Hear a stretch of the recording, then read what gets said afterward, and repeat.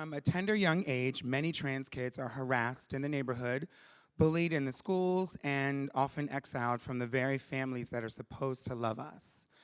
As adults, that cycle continues as we find ourselves ridiculed in public, mocked in pop culture, fired from jobs, kicked out of our homes, often becoming homeless. Our crime? Being ourselves, or not doing enough to conceal the truth.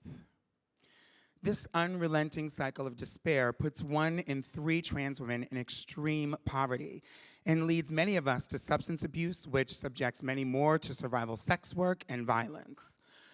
Trans women of color are twice as likely to be unemployed and live in extreme poverty as our white counterparts.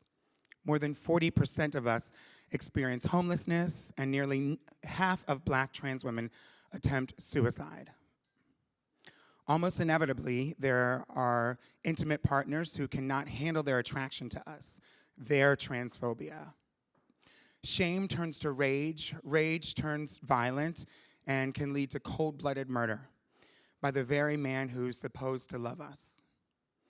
Now, I wish I was talking about an isolated incident, but the truth is, it happens so often we don't even have time to speak the names of all of the trans women who've been murdered this year alone. But we should know them. 19 trans women have already been murdered this year, and 18 of those 19 victims have been Black trans women. Many of us have escaped murder only to remain in a cycle of poverty, abuse, and oppression that seems unbreakable.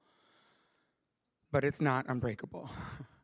I was once caught in that cycle myself, and I might still be there today if it weren't for shows like RuPaul's Drag Race and the home and community that I found on Broadway and in television. Now, I know how lucky I am, but you shouldn't have to be lucky just to feel safe walking around in your own skin. That should be my right, not a privilege.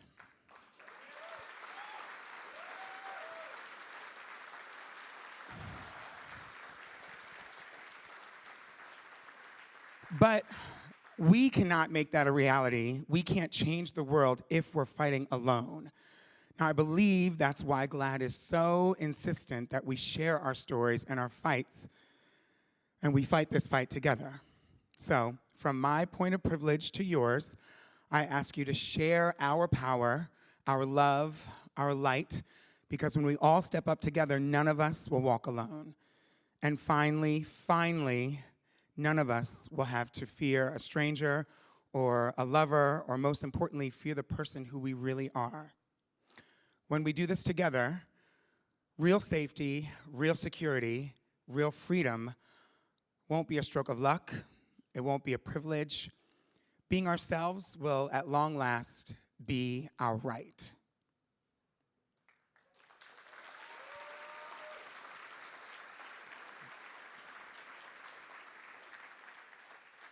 One final request from the bottom of my heart.